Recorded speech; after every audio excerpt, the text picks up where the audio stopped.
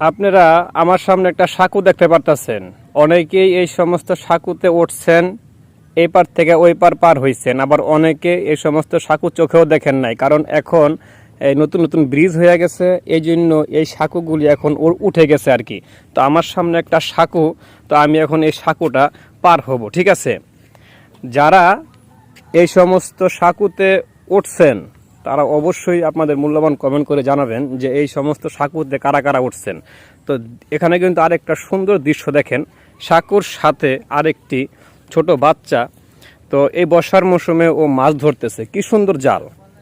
তো দেখতে পারতেছেন সুন্দর করে। আচ্ছা, মাছ পাওয়া যায়? আহা গো, খুব কষ্টের কথা, মাছ নাকি পাওয়া যায় না। তো এরকম মাছ পাওয়া যায় না?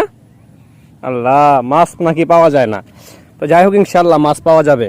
তো এই সাঁকুটা এখন এই যে পার হয়ে আসলাম, অনেকেই এই সাঁকু পার হয়েছেন এবং অনেকেই পার হন নাই, ঠিক আছে। কিন্তু এগুলি আস্তে আস্তে বিলুপ্ত হয়ে যাচ্ছে, কারণ কারণ নতুন নতুন রাস্তাঘাট হচ্ছে, নতুন নতুন ব্রিজ হচ্ছে।